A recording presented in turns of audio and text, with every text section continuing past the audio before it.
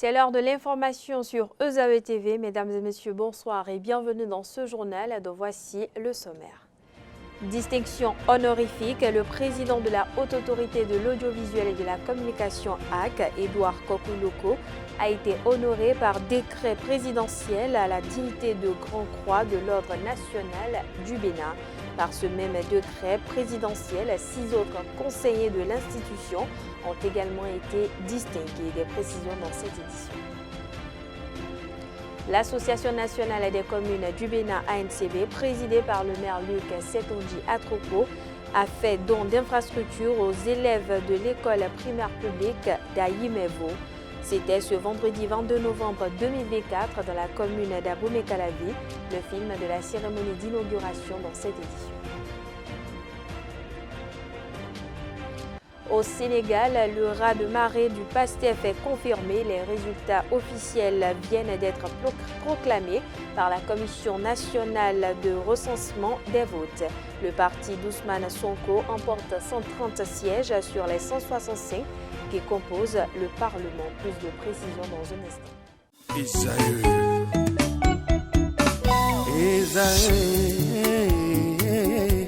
Vous recherchez une école de référence pour une double formation universitaire et professionnelle de qualité? Voici l'opportunité à ne pas rater. L'École supérieure d'administration, d'économie, de journalisme et des métiers de l'audiovisuel EZAE vous offre des programmes d'enseignement en licence et en master orientés vers l'emploi qui font d'elle une référence à travers les filières de l'administration générale et territoriale, l'administration du travail et de la sécurité sociale, droit, diplomatie et relations internationales, administration hospitalière, universitaire et intendance, journalisme et métiers de l'audiovisuel et toutes les filières des sciences de gestion. Une seule adresse, www.ezae.bj.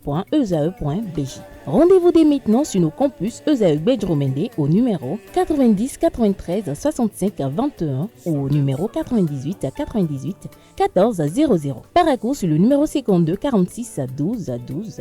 Abomey-Calavi au numéro 52 88 44 44. Akpaka au numéro 52 88 33 33. EZAE, l'excellence a un nom.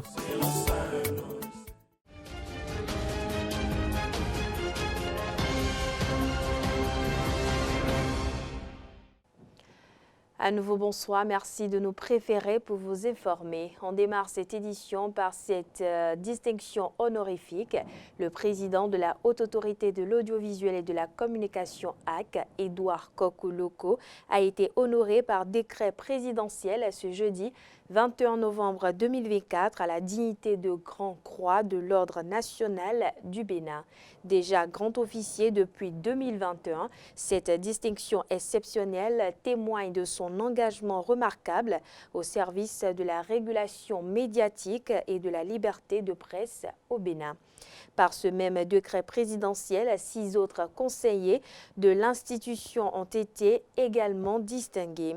On note entre autres Basile Chibozo, Rukiatou Biofal, Mohamed Barré, Nda Ncha et Astéris Lionel Todjié, promus commandeurs de l'ordre national. Par ailleurs, Tossou Marcelin Aronoukoun accède au rang de grand officier. Le décret précise que cette promotion prend effet dès sa réception officielle et souligne l'apport significatif de Edouard Kokuloko dans le renforcement des institutions républicaines. Rappelons que ces distinctions traduisent la reconnaissance des plus hautes autorités envers le rôle central de la HAC dans la préservation des valeurs démocratiques et la régulation des médias au Bénin. Dans un autre registre, je l'annonçais au sommaire de cette édition, l'Association nationale des communes du Bénin ANCB, présidée par le maire de la ville de Cotonou, Luc Setonji Atropo, a offert un module de 3 classes, un bureau et un magasin aux élèves de l'école primaire publique d'Ayimevo. C'était ce vendredi 22 novembre 2024 dans la commune d'Abomey-Calavi. Kanté Amoussou était à la cérémonie d'inauguration. Voici son récit. Sous l'ovation. Après ce geste symbolique, les autorités vont visiter les salles de classe. Ce bâtiment qui expose les élèves de l'EPP d'Ayimevo à la pluie, au soleil et à l'insécurité laisse désormais place à ce nouveau joyau. Un module de 3 classes plus un bureau et un magasin construit par l'Association nationale des communes du Bénin, ANCB. Regardez dans quelles conditions ces enseignants travaillent ici. Pourtant, ils n'ont pas quitté l'école. Ils n'ont pas démissionné de l'école. Ils ont accepté travailler dans des conditions assez précaires. Je voudrais les saluer. Le premier responsable de la commune d'Abomey-Calavi a saisi l'opportunité pour remercier le président de la NCB, Luc Setonji Atropo. L'occasion pour nous, au nom de toute la commune d'Abomey-Calavi, de dire un sincère merci au président de la NCB à cause de son leadership, de son dynamisme qui fait que chaque fois nous avons des satisfactions à nos problèmes posés à l'NCB dans nos communes respectives. La chose que je vous demande, monsieur le maire, mais surtout les parents, les enseignants, de bien garder les écoles. C'est un joli bâtiment. Les élèves de l'EPP d'Aïmevo ont enfin retrouvé la tranquillité d'esprit. Sans ce joyeux, l'école d'Aïmevo n'existera pas. C'est ce module en matériaux définitifs qui nous permettra d'avoir l'autorisation d'être officiellement une école primaire publique. C'est aussi ces salles de classe qui nous permettent d'être à l'abri des intempéries telles que la pluie, le vent et le soleil. Nous vous disons un grand merci tout en vous promettant d'en faire un bon usage. Ce module de 3 classes, un bureau et un magasin permettra à l'EPP d'Aïmevo d'être reconnu officiellement et aux bénéficiaires d'étudier dans de meilleures conditions. 4 jours après avoir tenu des propos incendiaires contre les généraux au pouvoir, le chef du gouvernement malien, Choguel Kokala Maïga, a été relevé de ses fonctions par le président de la transition, Assimi Goïta. Quelles sont les implications géopolitiques de cette décision? Élément de réponse avec Martial Akwete, analyste géopolitique. Il s'exprime au micro de Nansérine Fatoumbi et de Francis Ola Farami. C'est une décision qui était attendue évidemment après la sortie du Premier ministre, la sortie médiatique du Premier ministre qui a ouvertement critiqué le gouvernement. Je pense que si Choguel Maïga a été démis de ses fonctions de Premier ministre aujourd'hui, ce n'est pas forcément lié à cette communication donnée par le Premier ministre le week-end dernier. C'est plutôt lié à de profonds malaises qui se retrouvaient déjà à l'intérieur du système politique malien. Et donc, ces difficultés n'ont pas pu être solutionnées, et donc, ce qui a provoqué cette sortie du Premier ministre Choguel Maïga.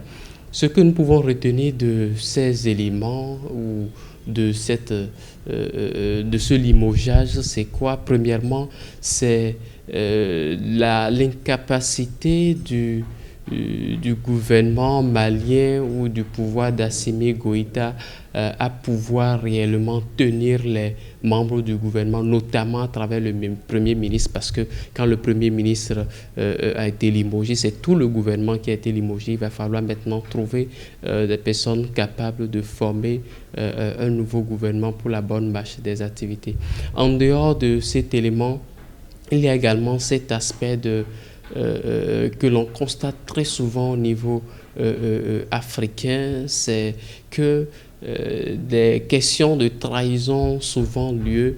Là, est-ce qu'il faut se dire que Choguel Maïga a trahi le gouvernement malien, parce qu'il faut dire qu'il était le premier à défendre ce régime en place.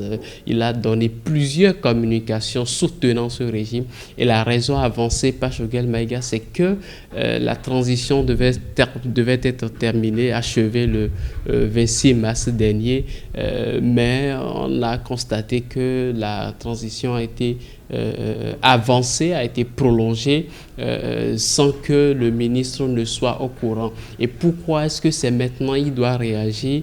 C'est pour dire que pendant ces périodes du 26 mars jusqu'à son intervention récente, il y a tellement eu de tractations à l'intérieur du gouvernement pour pouvoir trouver un point d'entente, un point d'ancrage afin de permettre au régime de continuer à avancer, à fonctionner. Mais nous constatons tous que cela n'a pas été le cas, le système, ça n'a pas marché et le régime malien se retrouve aujourd'hui dans une situation délicate parce que les questions de sécurité ne sont pas encore résolues et donc en dehors de cela, il faut cette fédération au sein du régime, ce qui fait sa légitimité. Donc si le Premier ministre est limogé aujourd'hui de son pouvoir, il faut de sa posture, il faut savoir qu'il y aurait des divisions au sein du gouvernement et il y a le fort risque que ces divisions se retrouvent au sein de la population même, ce qui menacerait l'équilibre, la légitimité du pouvoir en place. On parle sport à présent. Après leur sacre à la 11e édition des Jeux universitaires JUB 2024 au Bénin, qui s'est déroulé dans la ville de Djougou, les athlètes de l'équipe championne de l'École supérieure d'administration, d'économie, de journalisme et des métiers de l'audiovisuel ESAE ont été reçus dans l'après-midi de ce vendredi 22 novembre 2024 par le fondateur Clément Adeoti Adéchian. L'ancien président de ESAE-FC n'a pas manqué de leur transmettre ses félicitations et encouragements. Suivons-le au micro de Francis Farami et de Nansirine Fatoumbi. Quand j'ai décidé cette année de rentrer dans la compétition avec le handball, je me suis dit, il faut que nous gagnions. Et c'est ça toute ma fierté, parce que les 2 trophées de la discipline hommes, dames, vous avez ramené ça à la maison. Je vous remercie infiniment. Merci aux footballeurs également qui ont confirmé la réputation de la maison en matière de football. L'année dernière, on était en finale, on a gagné avec Esaü Parakou. Et Esaü Cotonou était 3e parce que éliminé justement, je crois, par Esaü Parakou. C'était un duel fratricide. Bon, quand les 2 frangins se rencontrent, il faut bien qu'il y en a un qui aille en finale. Donc c'est ce qui s'est passé. Et Parakou a éliminé Cotonou et Parakou évidemment a tenu ses rangs et a ramené la coupe pour la maison. Je crois que c'est ça qui est là pour l'année dernière. Et c'est Cotonou, 3e. Vous avez été 3e, vous avez chicoté, je crois, Lokosa. Fast. Vous avez chicoté face pour le match de la 3e position pour ramener le trophée de 3e. Et cette année maintenant, vous vous êtes vengé de la plus belle manière en nous ramenant le trophée de champion. Je vous remercie beaucoup pour ça, pour cet exploit-là. Mon devoir, c'est de vous recevoir comme dans une famille. Pour que vous appreniez à vous comporter comme dans une famille. À savoir qu'à Esaü, on ne joue pas solo. On ne joue pas individuel. C'est dommage, mon adjoint qui vous a suivi, il est à Parakou, il est allé en mission d'enseignement à Parakou, il n'est pas là. Sinon, il devrait être ici avec nous pour vous encourager avec moi, pour vous féliciter. Et je voudrais vous dire que le challenge ne vient que de commencer, surtout pour les handballeurs. Parce que là, c'est la première édition que vous avez gagnée. Les éditions qui vont suivre, on va les gagner. Et j'espère que nous irons en Allemagne. Alors je vous dis, apprenez et apprenons à vivre ensemble comme dans une famille. Ne soyons pas individuels. C'est pourquoi j'ai tenu vraiment ce qu'on se rencontre ensemble. Votre argent que vous avez gagné, ça ne vous servira pas à manger et à boire. Votre argent sera partagé équitablement. C'est moi, je vous reçois pour manger, pour boire. Mais ce que vous avez gagné vous revient. L'école ne peut pas toucher l'argent des athlètes. Au contraire, on devait vous encourager davantage. On ne peut pas en extraire, en retirer. Le seul couac, j'ai discuté avec les capitaines, c'est que vous devez apprendre à partager. Vous savez ce qu'on appelle comme ça. S'il y en a 10, s'il y en a 14, s'il y en a 18, on doit apprendre à partager. Le 10 ne va pas prendre pour dire c'est pour moi 10, le 14 c'est pour moi 14, le 18 c'est pour moi 18. Non. Quand on est dans une famille, on travaille comme dans une famille. Que ce soit coach, que ce soit athlète, tout le monde se met ensemble et ce qui nous revient, on partage. Parce que ce n'est pas ça qui fait de vous ce que vous êtes, non. Ce n'est pas ce gain-là qui transformera votre vie. Ce qui a déjà transformé votre vie, c'est la bataille que vous avez gagnée à Djougou. C'est plus important que l'argent. Grâce à vous, d'autres viendront s'inscrire à Isaïe. Parce qu'ils comprendront que Isaïe, c'est l'école des challenges. Nous, on ne s'amuse pas. On s'amuse. Quand on nous appelle pour des compétitions, là, ce n'est pas amusement chez nous. Hein. Non, on ne connaît pas amusement dans la compétition. Si vous dites qu'il y a compétition, c'est que nous avons gagné. Si vous voulez amusement, ne nous appelez pas. Donc, beaucoup ont dit à Djougou qui viendront s'inscrire à Isaïe. Vous devez comprendre cette école-là, que chaque année, ils viennent, ils doivent gagner et partir avec. Parce que nous sommes comme ça. Hein? C'est pourquoi je tiens à remercier les encadreurs, franchement, pour leur abnégation, pour le travail qu'ils ont effectué, qu'ils ont abattu avec vous. Je tiens à vous remercier également, et vous, les athlètes sportifs, qui avez sacrifié de votre temps pour aller nous représenter. Que Dieu vous bénisse, continue de vous soutenir. Vous avez une longue carrière professionnelle devant vous. Vous allez continuer par progresser, par émerger. Toujours dans le même registre, c'était l'occasion pour les entraîneurs et les athlètes de remercier l'administration de l'ESAE pour son accompagnement. On regarde. Je voudrais, au nom de tous les athlètes et entraîneurs ici présents, vous dire mille fois merci pour l'occasion que vous nous avez offert de représenter l'ESAE à travers le handball, en ce qui me concerne, et à travers également le football. Nous avons fait une première expérience en handball à Isaïe et par la grâce de Dieu, ce fut un coup d'essai, un coup de maître. Je pense que c'est le lieu pour nous de féliciter ces vaillants athlètes que vous voyez là, qui ont fait montre d'une discipline sans pareil. Ils nous ont facilité la tâche et nous avons été fiers, n'est-ce pas, de les avoir coachés. Ces trophées que nous sommes en train de célébrer sont rien d'autre que le fruit d'un travail acharné. On le dit souvent, avec sans péril, on triomphe sans gloire. Ces jeunes-là ont bataillé dur. Nous avons vu les handballeurs, comment ils ont souffert. Nous avons vu les footballeurs, comment ils ont pu remonter, ils ont pris l'avance, l'équipe adverse a égalisé, ils ont tenu dur, ils ont pris l'avance à nouveau. C'était extraordinaire.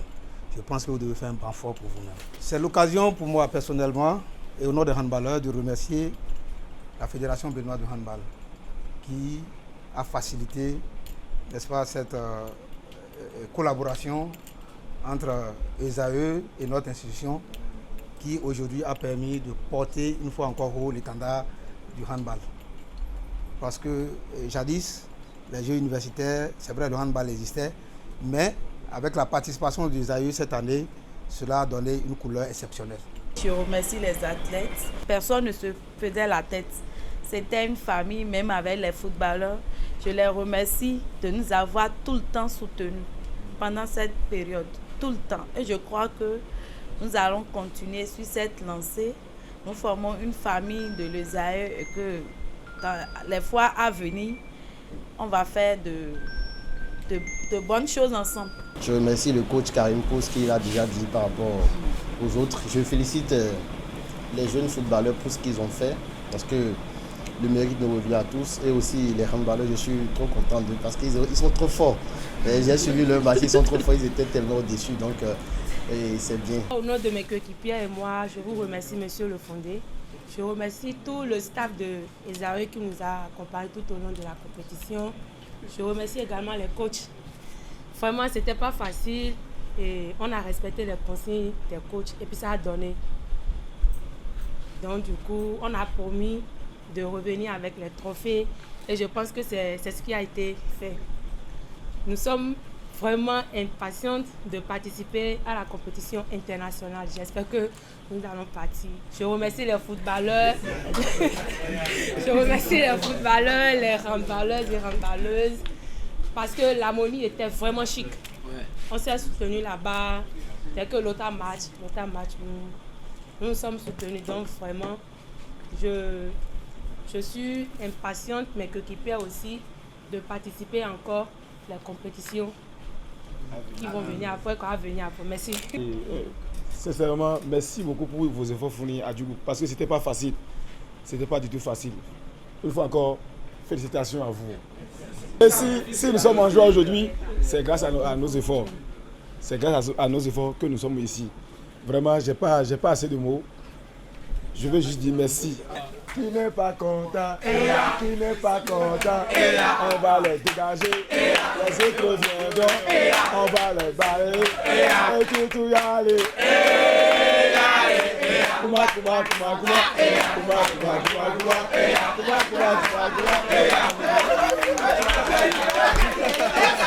Et puis on parle spiritualité dans cette édition, en ces derniers moments de l'année 2024 où on entend parler de bilan de part et d'autre. C'est également le lieu et surtout le moment de protéger les enfants du mauvais œil afin que rien ne leur arrive, surtout aux apprenants.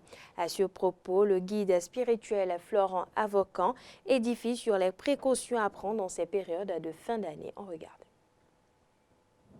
Que Dieu soit loué. Que le Créateur du ciel et de la terre, lui qui est l'alpha et l'oméga, le premier et le dernier, veille sur tous les téléspirituels qui nous suivent en ce moment. Que l'Éternel des armées soit le bouclier protecteur de tout un chacun de nous, qu'il en soit ainsi. Amen. Nous tendons un petit coup vers les derniers jours de l'an 2024, l'année de la résurrection. Une année dont le diminutif est le chiffre 8. Amis de tous gens, famille, parents, alliés, vous qui nous suivez en ce moment, je vous recommande vivement d'être prudent en ces quelques jours restants de l'année 2024. Que vous soyez en moto, en voiture, en circulation, hors de votre domicile, roulez avec prudence. Agissez modérément pour ne pas tomber dans les pièges du malin, afin de ne pas être victime de la machinalisation humaine, des plans conçus ou des énergies négatives qui rôdent autour de tout un chacun de nous. Merci de mettre en pratique ce petit conseil spirituel que de vive voix ce jour j'aimerais partager avec vous, un conseil qui s'avère important et indispensable. Allez chercher un petit morceau d'ail. N'épluchez pas l'ail. Cherchez aussi un bout de coton. Vous ouvrez juste l'intérieur du petit bout de coton, vous mettez à l'intérieur de ce petit bout de coton un morceau d'ail. Vous refermez l'ail avec le coton. Donc en quelque sorte, l'ail restera au bon milieu d'un petit bout de coton. Vous gardez jalousement ce coton sur vous, soit dans votre sac à dos, sac à main, dans votre pochette ou dans votre trousse. À défaut de garder, vous pouvez cacher aussi sous siège de votre moto ou dans le coffre de votre véhicule. Qui peut appliquer cette recommandation, mais ce secret spirituel? Toute personne à l'écoute en ce moment, chrétien, musulman, bouddhiste, hindouiste, athée, animiste, croyant et non-croyant. Même nos enfants qui vont à l'école peuvent profiter aussi de la circonstance, car l'ennemi est partout, rôde et campe autour de tout un chacun de nous. Donc vous qui nous suivez en ce moment, vous qui avez des enfants qui vont à l'école, je vous recommande vivement d'aller chercher un petit bout de coton, vous mettez un morceau d'ail dans le coton, vous enroulez le morceau d'ail de ce bout de coton et vous cachez constamment dans le sac de votre apprenant, de votre enfant. Ça peut l'aider à ne pas tomber dans les pièges du malin, à ne pas être victime de la machinalisation des énergies négatives qui rôdent et campent autour de tout un chacun de nous. Donc c'est l'un des plus grands conseils spirituels que j'aimerais partager avec tous nos amis téléspirituels, tous nos frères et sœurs qui nous écoutent, qui nous suivent, qui ont tendance à mettre en application ces recommandations que nous partageons. Restons toujours avec le guide spirituel Florent Avocan qui édifie cette fois-ci sur quelques astuces pour favoriser les blocages, pour favoriser autant pour moi les déblocages et l'ouverture des opportunités. Il s'exprime au micro de Jacques Marouillon d'Almeida. Je profite de la même occasion pour vous donner ce booster naturel. On appelle booster. C'est une astuce de la Dame Nature qui attire la chance, qui éloigne de vous la poisse, la médisance, qui éloigne de vous les blocages du temps actuel qui rôdent et campent autour de tout un chacun de vous. Car, plaise à Dieu qui a créé le ciel et la terre, nous allons rentrer en 2025, l'année du chiffre 9, dans la paix, dans la joie, dans la grâce et dans la pleine bénédiction. L'or et l'argent vont louer le tout glorieux en nos différentes faveurs. Je vous recommande vivement, quelle que soit votre position sur la terre, là où vous nous suivez en ce moment, il y a une plante connue sous nos patois au Bénin, à Ouélékpépé. Ce n'est rien d'autre qu'une plante qu'on retrouve un peu partout, dans tous les pays de l'Afrique. On peut retrouver à Ouélékpépé, c'est son nom, dans le patois fond du Bénin. Dès que vous avez la plante dont on est en train de parler, je vous en prie, allez chercher n'importe quelle eau de colonne ou n'importe quel parfum de votre choix. Si c'est les eaux de colonne, je peux vous recommander soit du bien-être, soit du parfum Saint-Michel Mort ensoleillé, soit de l'eau de colonne 23, ou n'importe quel parfum que vous jugez bon d'ouvrir. Donc une lotion ou bien un parfum comme le Pompéa aussi peut être utile. Donc vous prenez votre parfum, vous ouvrez, après avoir procédé à l'ouverture, vous mettez dans votre parfum la plante qu'on appelle Ouélékpépé. Ça peut être 3, 4 ou 5 tiges au plus. N'oubliez pas de mettre aussi la petite fleur qui est au-dessus de la plante qu'on appelle parfois pétale et à la couleur jaune. Mettez tout dans le parfum. Laissez ce parfum se reposer pendant 1 jour, 2 jours, 3 jours. Après les 3 jours, je vous suggère de commencer par utiliser ce parfum. Comme tout parfum, le matin quand vous finissez votre bain, avant de vous vaquer à vos différentes préoccupations, essayez de vous parfumer un peu avec cette lotion que vous avez conçue vous-même. Écoutez, les portes vont s'ouvrir pour vous. Grâce et bénédiction seront sur votre chemin. Ceux qui vous en veulent sans raison seront toujours couverts de honte et d'humiliation. La paix de Dieu, la gloire de Dieu, le bonheur de Dieu, le succès de Dieu vont vous localiser, qu'il en soit ainsi. Mais l'interdiction qui est derrière ceci, écoutez bien, chers parents, on dit beaucoup sont appelés, peu sont choisis. D'autres disent aussi beaucoup de poissons ne gâtent pas la sauce. Mais beaucoup d'hommes ou beaucoup de femmes peuvent détruire la vie de quelqu'un. Qu'est-ce que je veux dire? C'est un parfum, quand vous commencez par utiliser, vous allez voir si vous êtes un homme, beaucoup de femmes courent derrière vous. Si vous êtes une femme, vous avez écouté panoplie d'hommes qui courent derrière vous. Ce n'est pas l'objectif visé. L'objectif est que les portes du bonheur sont pour vous. Donc captez le bon côté de la chose et laissez le mauvais côté. Il faut savoir choisir et ne pas tout prendre. Que Dieu soit le bouclier protecteur de tout chacun de nous. Et puis hors de nos frontières au Sénégal, le raz-de-marée du PASTEF est confirmé. Les résultats officiels viennent d'être proclamés par la Commission nationale de recensement des votes. Le parti d'Ousmane Sonko l'emporte avec 130 sièges sur les 165 qui composent le Parlement. On est bien au-delà de la majorité qualifiée des 3/5 qu'espérait, autant pour moi, décrocher le PASTEF. Le parti Les Patriotes contrôle désormais 78% du Parlement. Face à cette razzia, comme l'a qualifié la presse sénégalaise, la coalition Takoualou, emmenée par l'ancien président Macky Sall, devient la première force de l'opposition avec 16 sièges seulement. Vient en 3e position l'ancien Premier ministre Amadou Ba, qui, de Dauphin, est devenu opposant politique de Macky Sall, qui obtient 7 sièges et 1 département. Et enfin, la coalition du maire de Dakar, Barthélémy Dias, décroche, autant pour moi, 3 sièges uniquement. Du Sénégal, rendons-nous au Tchad où la vague de libération de personnalités détenues par les services se poursuivent. Après 2 banquiers et 3 citoyens russes la semaine dernière, c'est au tour du secrétaire général aux finances du Parti socialiste sans frontières, PSF, de recouvrer sa liberté après 9 mois de détention, selon un communiqué publié ce jeudi par le parti. Abakar Tourabi a regagné mercredi 20 novembre dernier dans la soirée son domicile, raccompagné par des agents de renseignement.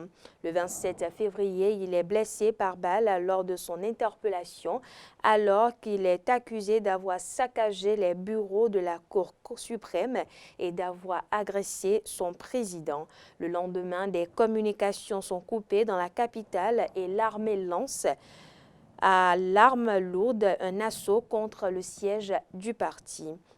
Une riposte selon le gouvernement en légitime défense après avoir essuyé des tirs. Dans son communiqué, le PSF réclame justice pour son défunt président car l'enquête internationale promise par le gouvernement n'a toujours pas eu lieu, ainsi que la libération de son secrétaire général et de 24 autres militants toujours incarcérés au bagne de Korotoro en dépit d'une décision de justice.